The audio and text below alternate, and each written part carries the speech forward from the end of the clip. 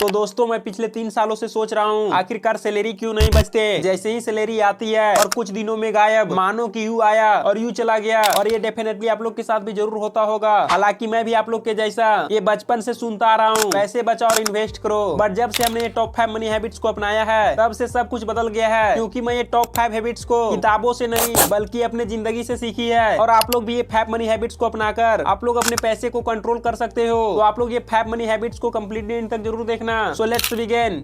Number 1 habit, पे yourself first. तो दोस्तों आपका जैसे ही पेमेंट आता है तो सबसे पहले आप अपने लिए पैसे निकालो, मानो वो आपका है ही नहीं, और आप उस पैसे को कहीं पे सेविंग या इन्वेस्ट करो। और अगर आप लोग को यहाँ पे इन्वेस्ट करना नहीं आता तो आप उसे खुद के दूसरे सेविंग अकाउंट में ट्रांसफर करके रख सकते हो। क्योंकि यहीं पे पुअर माइंडसेट के लोग गलती करते हैं, वो यहाँ पे पहले ही सारे पैसे को खर्च कर लेते हैं और बचा हुआ पैसे को बचाते हैं। और जबकि दूसरी तरफ रिच माइंडसेट वाले पहले वो पैसे बचाते हैं फिर वे खर्च करते हैं। तो आपको स्टार्टिंग में पैसे बचाना है, ना कि आपको खर्च करना है। तो दोस्तों ये रूल काफी सिंपल है। आप इसे इस तरह से समझो, आप अपने इनकम का मिनिमम 20% खुद को दो। मतलब वो आपका पैसा खर्च के लिए है ही नहीं बल्कि वो आपके फ्यूचर को सिक्योर करने के लिए है। आप लोग इसे इस तरह से समझो, अगर आप महीने के 10,000 रुपए कमाते हो तो उसमें से आपका 2,000 रुपए है ही नहीं और वो आपका 2,000 रुपए फ्यूचर का है। तो आप लोग ये 20% रूल्स को फॉलो करके अपने पैसे को बचा सकते हो। अगर आप लोग को ये रूल थोड़ा भी हेल्पफुल लगा होगा तो आप लोग वीडियोज को लाइक जरूर कर देना। अब हम बात करते हैं हैबिट 2, ट्रैक एवरी रुपीज। तो दोस्तों अभी के टाइम में हर कोई पैसे कमा लेता है, चाहे वो मजदूर हो या जॉब पर्सन हो, बट उन्हें पता ही नहीं चलता कि आखिरकार मेरा पैसा जा कहाँ रहा है। तो सबसे पहले आप यहाँ पे पता करो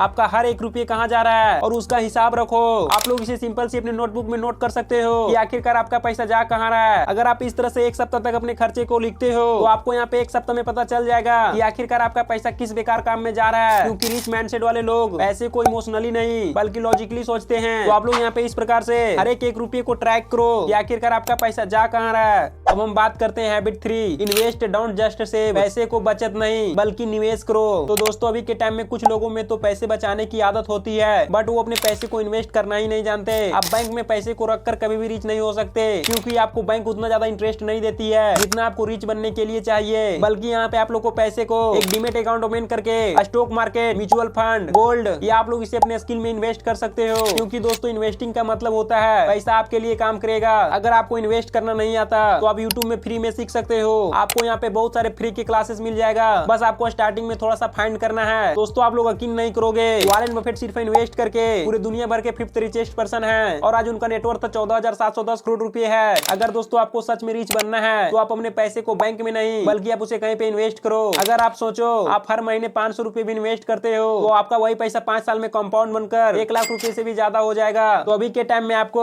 पैसे को इन्वेस्ट करना आना ही चाहिए। अब हम बात करते हैं हैबिट्स 4, अवॉइड लाइफस्टाइल ट्रैप। तो दोस्तों अभी के टाइम में 90% यूथ शो ऑफ के ट्रैप में ही फंसे हुए हैं। वो दिखावा करने के लिए महंगे महंगे आईफोन, बाइक और पार्टी को अटेंड करते हैं। दोस्तों ये आपको जानकर हैरानी होगा, इंडिया में अभी तक जितना भी आईफोन बिका है उसमें से 70% आईफोन सिर्फ EMI पर है, जिसे आज के जनरेशन में लोग दिखावे के चक्कर में अपने आप को इस ट्रैप में फंसा कर रखे हैं। और फिर यही लोग बोलते हैं कि पैसे ही नहीं बचता और वही रिच माइंडसेट वाले लोग क्वालिटी पर ग्रो करते हैं, जबकि पुअर लोग दिखावे में पैसे उड़ा देते हैं। अगर आप इस ट्रैप में आकर फंस चुके हैं तो आप जितना से जितना जल्द हो सके आप इस ट्रैप को आज ही छोड़ दो और आप लोग अपने माइंडसेट को अपग्रेड करो, ना कि आप लोग अपने लाइफस्टाइल को अपग्रेड करो। क्योंकि दोस्तों अभी के टाइम में फाइनेंशियल फ्रीडम दिखावे से नहीं आती बल्कि डिसिप्लिन से आती है। अब हम बात करते हैं हैबिट्स नंबर 5, कंटिन्यूअस लर्निंग। तो दोस्तों जो 5वीं हैबिट्स है ये सबसे ज्यादा पावरफुल और महत्वपूर्ण है। आप सीखना कभी भी मत बंद करो, आप डेली कुछ ना कुछ नया सीखो। अभी के टाइम में फाइनेंस, बिजनेस, माइंडसेट यही नॉलेज की असली करेंसी है। आप इसे ज्यादा से ज्यादा बुक्स पढ़कर, यूट्यूब पॉडकास्ट वीडियोस को देखकर या आप लोग मेंटरशिप को अटेंड करके